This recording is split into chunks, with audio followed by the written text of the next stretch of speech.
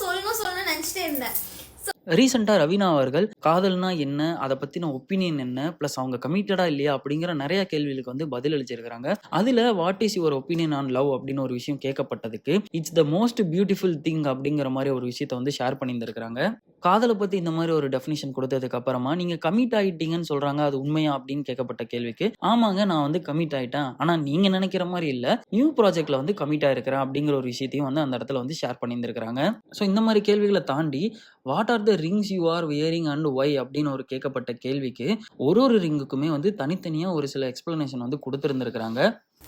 என்னோட ரிங் காட்டுங்கன்னு கேட்டிருந்தீங்கல்ல, இது வந்து எனக்கு நான் நேத்தா சொன்ன உகாண்டால இருந்து ஒரு அக்கா கொடுத்தாங்க. இது டாலி கொடுத்தா. இது இந்த ரிங். மற்றதெல்லாம் நானே எனக்கே வாங்கிட்டேன். Not all replying, please share us about weird situation in your life. Weird சிச்சுவேஷனா? வியர்ட் சிச்சுவேஷன்ல எதுல இருந்திருக்கேன்? வியர்டான சிச்சுவேஷன் ஐ டோன்ட் ரிமெம்பர். எதுவும் வியர்டான சிச்சுவேஷன்ல அப்படி மாட்டிக்கிட்டேனான்னு தெரியல. நான் யோசிச்சு ஞாபகம் வரும்போது சொல்றேன்.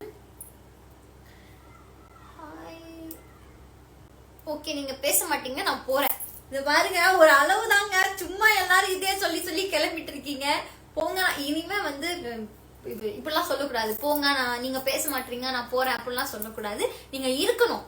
இந்த மெசேஜ் இல்லைனாலும் அடுத்த மெசேஜ் நான் கண்டிப்பா பாப்பேன்ற நம்பிக்கை